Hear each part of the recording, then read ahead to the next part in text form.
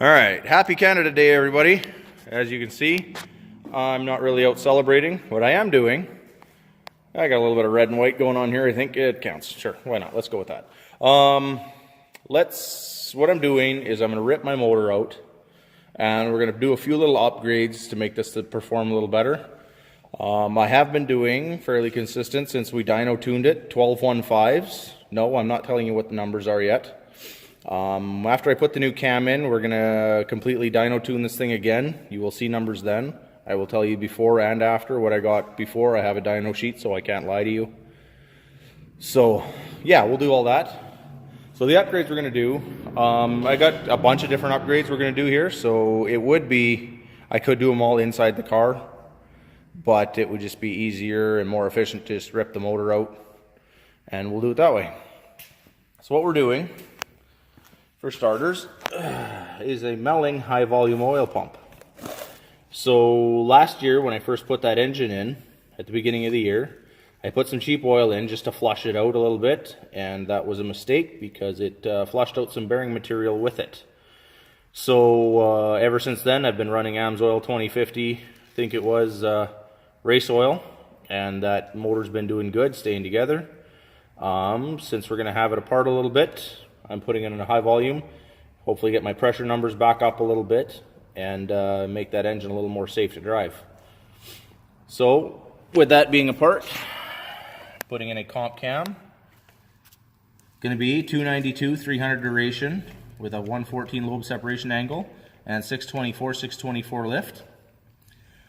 So that's going to bump up my RPM a little ways. I'm shifting now at 5800. I'm hoping to be closer 65 or 7 grand after this is in, probably 65-ish. And with doing that, the proper recommended spring kit, springs, retainers, keepers, locks, everything I need in one handy kit. So we're going to do that. And with that upgrade, we are going with full roller rockers this time, just to get some more added strength and add a little more lift. These are 1.8 to 1 instead of the factory 1.7. So that's going to bump these lift numbers from 624 up to 660. So it's a definite good improvement. And then to handle the torque a little better, we're going to put solid motor mounts in, because the motor mounts that are in there have taken a beating. And while we're doing that, we have the engine out. Another upgrade to handle the cam a little bit better. I bought this torque converter used off of a racing buddy. His car with a little more torque and horsepower was stalling this thing at 4100. I'm hoping my little engine here will stall at about 38. We'll see how that goes. And then from there, since we got the engine out, the cam, all that kind of stuff, the engine really does need an oil change. So my favorite oil, 1550 Dominator Racing Oil. Awesome AMSOIL stuff. Since that first round of oil took out my bearings, I've run this in there. At idle, I have about 7 psi. At wide open throttle 5800, I have about 50, maybe a little less, maybe 40. It should be higher than that. So hopefully, but the engine's lived. With all the bearing clearance this thing has now and this awesome oil, that engine has lived through multiple quarter-mile passes. So thank you, AMSOIL, for making an awesome product. With that Melling high volume oil pump, we'll shove that oil through there even more and keep those clearances the way they are instead of growing until I can get a new motor in this thing. All right, so that's that.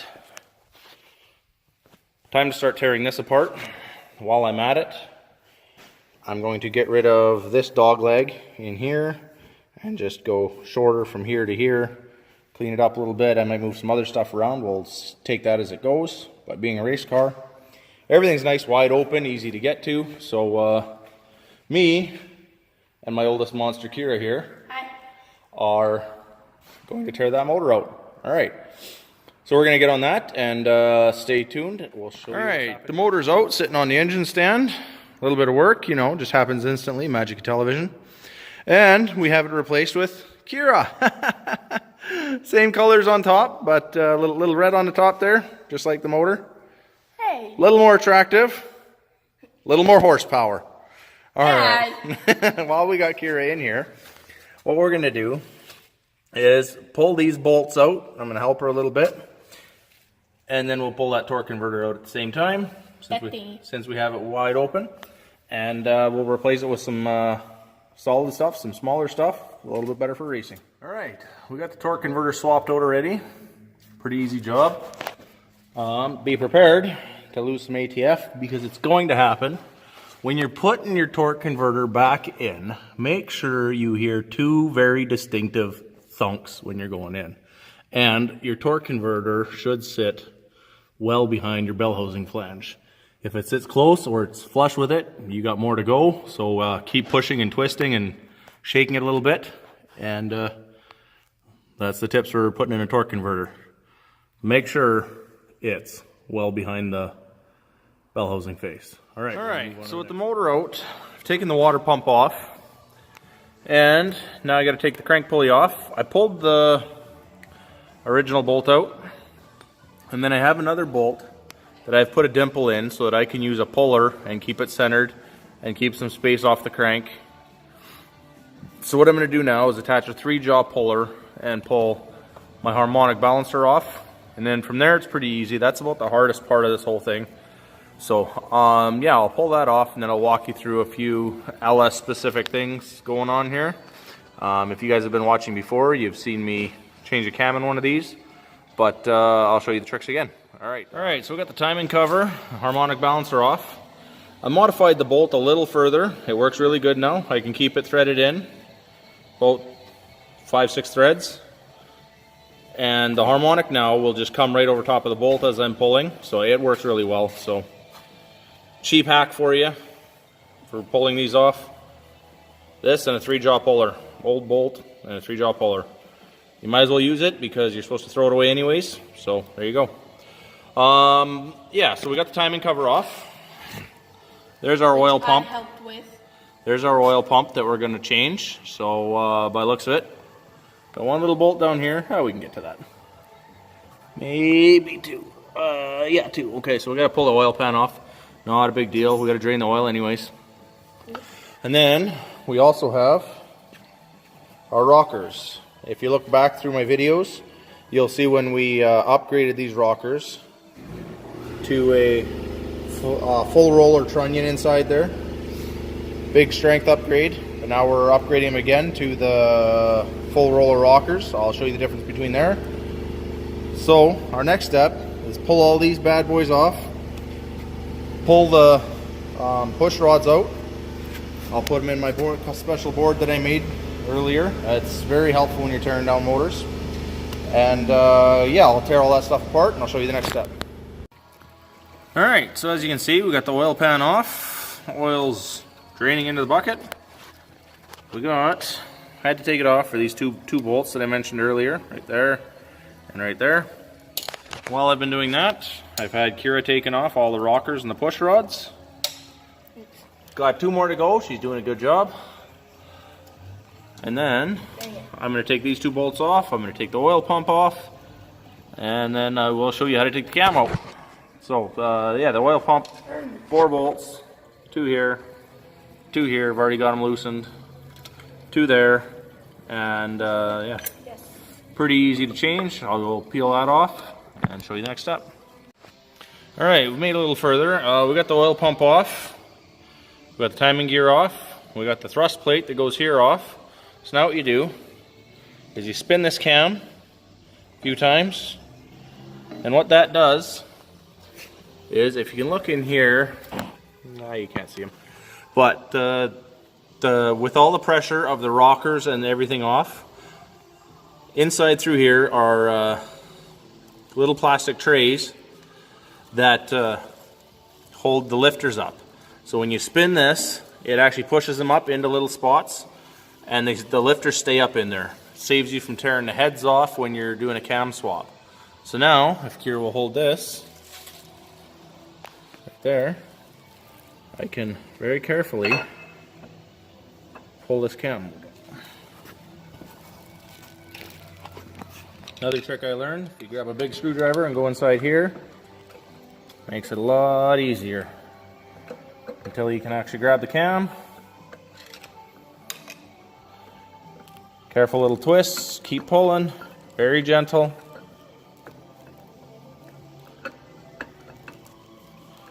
You don't want to nick the cam bearings at all. And there we go. Camshaft is out. Now we'll rubber the new one with a bunch of assembly lube and slide it back in. Alright, so we're to the point that it's time to install the new Melling high volume oil pump. And so I got a few different pieces here. So I broke out relief valve spring instructions. It says that this is a higher pressure spring inside there, and if you would like to lower it, they give you a separate spring enclosed. Because of my excessive oil bearing clearance, I'm going to leave the high pressure one in there, because drag racing, abuse, and higher pressure numbers are not a bad thing. And then there's two different O-ring styles, so you got to watch which one you take off and which one you put on.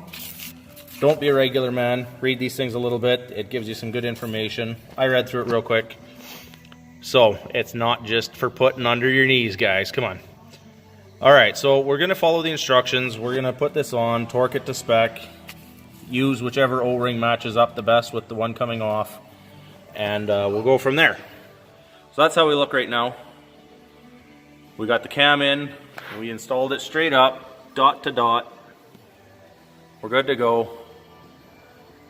So yeah, it's pretty straightforward from here. Bolt everything up, torque it all to spec, make sure everything's clean, tidy, neat, stuff like that. And we'll show you the next project. Right, so one thing you got to know about these LS engines is the timing cover, even when you get all the bolts in there, can move up and down.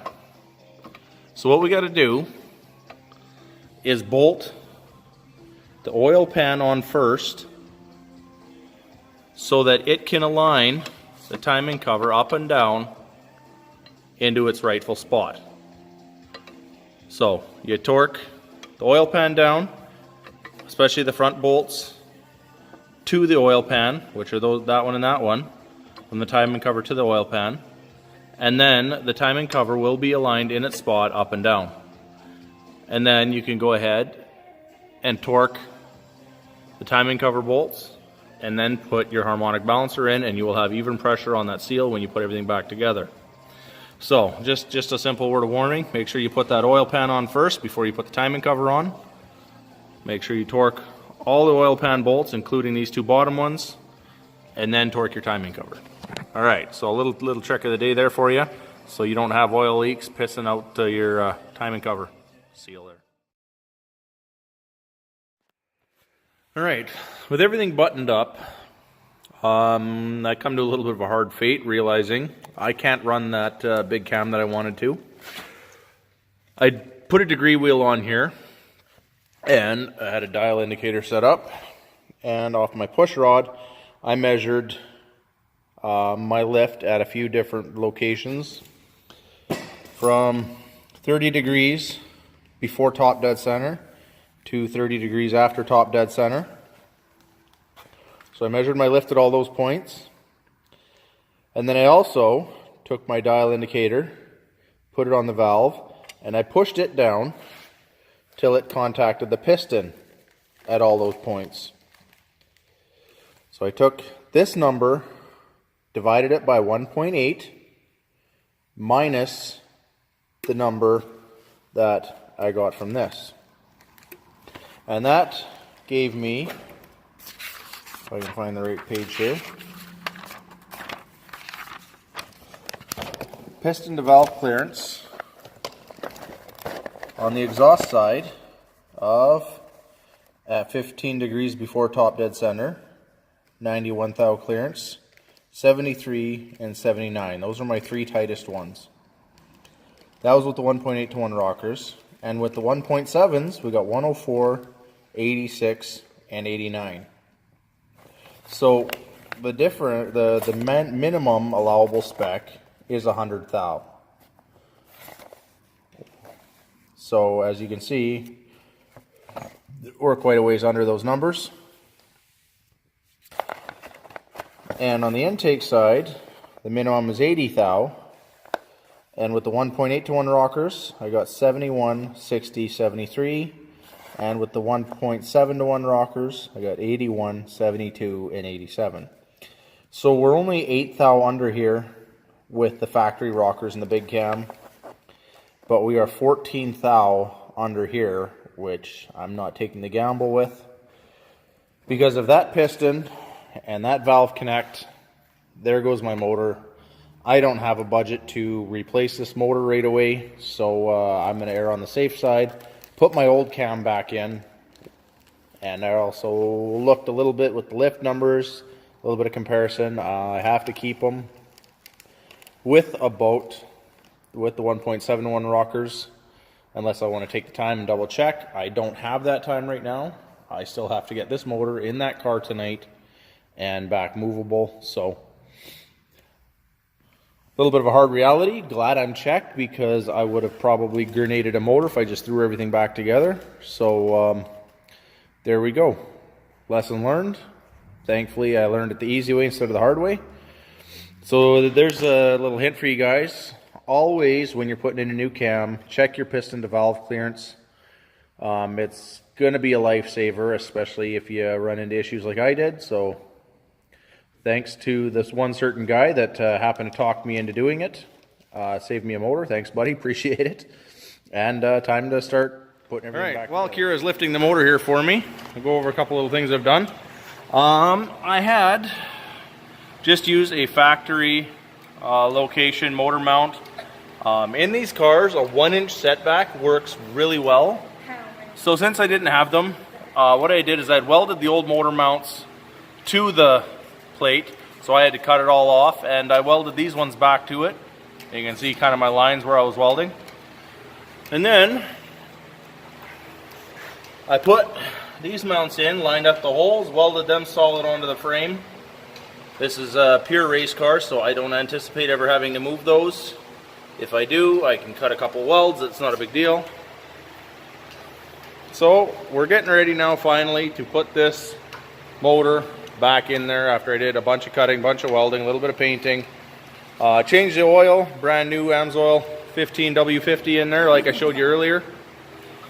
And we're about high enough, Kira. We can put that motor in. Well, we'll go higher. All right, we will set this motor back in, bolt everything back up, and we'll go from there. All right, finally got the motor mounts in. The engine's back in its place. These motor mounts were pretty tight to get in. I had to use some punches and chisels and stuff to line everything up, and that motor is in there tight. Trust me, that's not going anywhere. All the torque is being applied back through the drive shaft. So in doing this, we ran into a few little issues.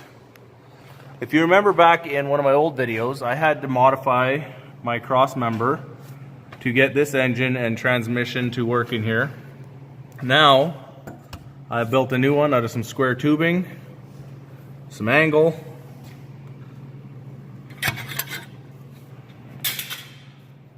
and we're good to go again. So what was happening is the transmission was actually sitting a little bit too high last time, and it was the drive shaft was actually slightly off to the passenger side. So we've got all that straightened out. I'll have, if you remember when I was doing some measuring and stuff, I needed a lot more clearance for the big drive shaft. I now have that, so that'll work out way better. Transmission. So with solid front mounts, make sure to always keep a urethane or a rubber mount back here. You do need some flex. The only way you can run solid all the way through is if your chassis is not going to twist. Because in these stock frame, kind of subframe connectors in there, there's always going to be some twist. And if you have solid motor mounts and a solid transmission mount, that twist is going to take it out on this little bad boy right here. And you will break case after case after case, wondering why. Throw a urethane or a rubber mount back here. It can twist a little bit with the engine and transmission, the frame, everything that does twist, and you won't break any transmission, won't break nearly as many transmission bell housings and stuff. All right, so that's as far as I'm getting tonight. It's about 11:30, so I got to get the kid home. We're both getting tired. We're both getting a little grumpy. So we're going to do a little bit of cleanup, and we're going to get home, and we will maybe shoot another video tomorrow as we reassemble everything. All right, we'll talk to you later, guys.